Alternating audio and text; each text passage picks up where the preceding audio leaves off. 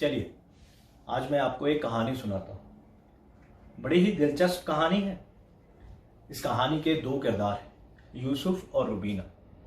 दोनों एक दूसरे से बेइंतहा मोहब्बत करते थे। यूसुफ यहाँ अपनी खाला के पास रहता था। अम्मी अब्बू के फौत होने के बाद वो यहीं खाला के पास बस गया। उसकी खाला बिल्कुल अम्मी के जैसे उसका ध्यान रखती थी और यूसुफ भी अपनी खाला का अम्मी की तरह, चाहे बाजार से राशन लेके आना हो, दवाइयाँ लेके आनी हो या फिर डॉक्टर के पास लेके जाना हो, यूसुफ सब अच्छे से करता था।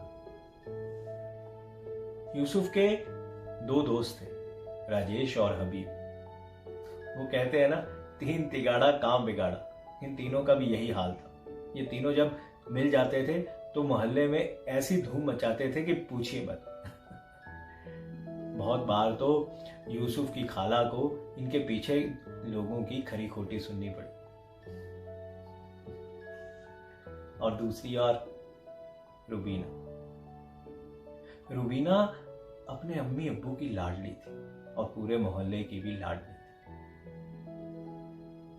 बेहद खूबसूरत थी रुबीना से भी खूबसूरत थी उसकी आंखें पाक थी उसकी। आंखों के जरिए उसकी रूह तक झांका जा सकता था। एक दिन यूसुफ, हबीब और राजेश तीनों मस्जिद के बाहर चाय की चुस्की ले रहे थे। उस दिन बहुत तेज बारिश हो रही थी। तभी रुबीना मस्जिद से वापस लौट रही थी कि यूसुफ का ध्यान रुबीना पे पड़ा और रुबीना को वो देखता ही रह गया।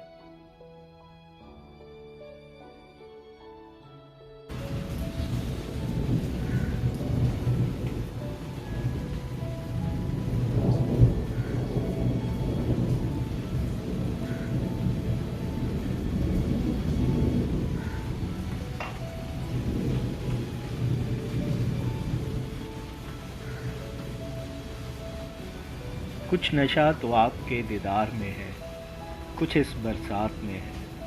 हमें यूं ही बहका हुआ ना समझिए, ये सब आपकी झलक का कसूर है।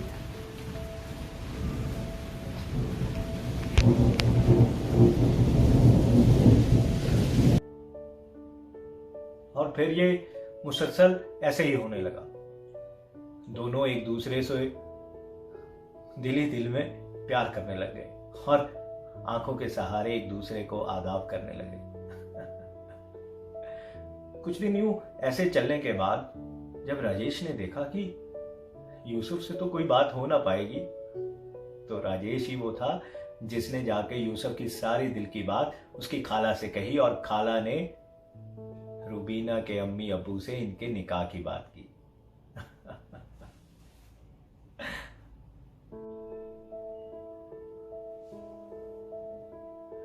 आज वो निकाह का दिन आया और जहां यूसुफ ऊपर तैयार हो रहा था, वहीं उसके दोस्त बेसब्री से उसका नीचे इंतजार कर रहे थे। हबीब और राजेश की एकदम से आवाज आई, यूसुफ नीचे आजा, मैं और राजेश मौलवी साहब को लेकर सीधा रुबीना के घर मिलेंगे। यूसुफ ने कहा, अच्छा चलो तुम, मैं आता हूं।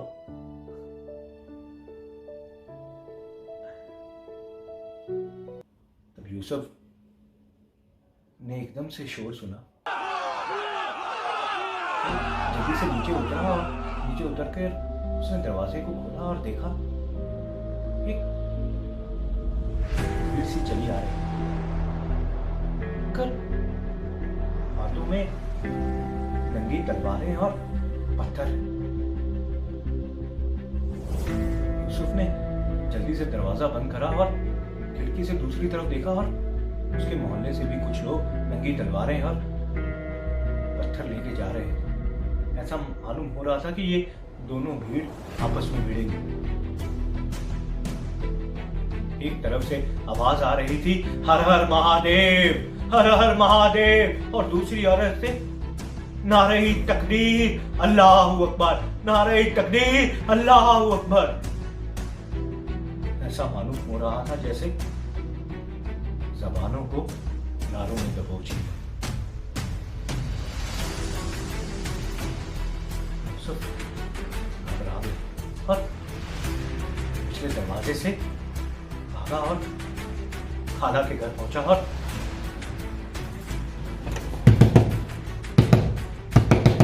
खाला, खाला दरवाजा खोलो। खाला, खाला, मैं यूसुफ। खाला दरवाजा खोलो। खाला, सुन रही हो मुझे? खाला, खाला, खाला।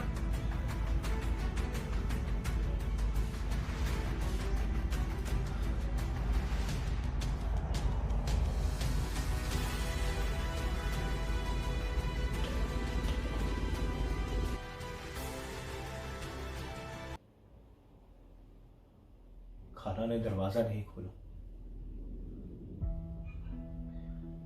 यूसुफ, यूसुफ चलकर रूबीना की घर की ओर भागा।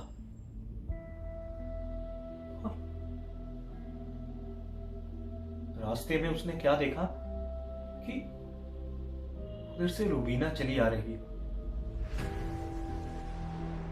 यूसुफ ने चैन की सांस ली। ये क्या? रूबीना के कपड़े जगह जगह से फटे क्यों हैं? ये इसके पीछे भीड़ कैसी भाग रही है?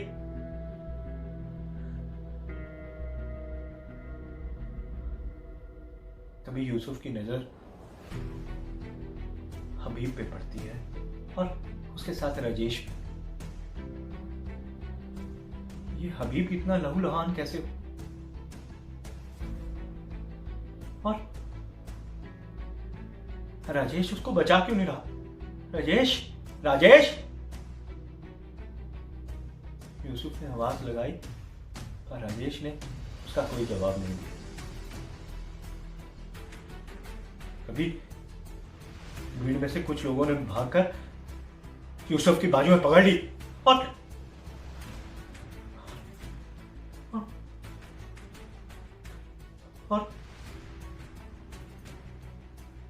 रूबीना को यूसुफ के सामने ही नंगा कर दिया। और राजेश ने उसकी असमत लूट ली और फिर धीरे धीरे करके उस भीड़ रूबीना चिल्लाती रही, चीखती रही और वहीं सो गई। मैं कुछ भी नहीं कर पाया, बस देखता ही रहा।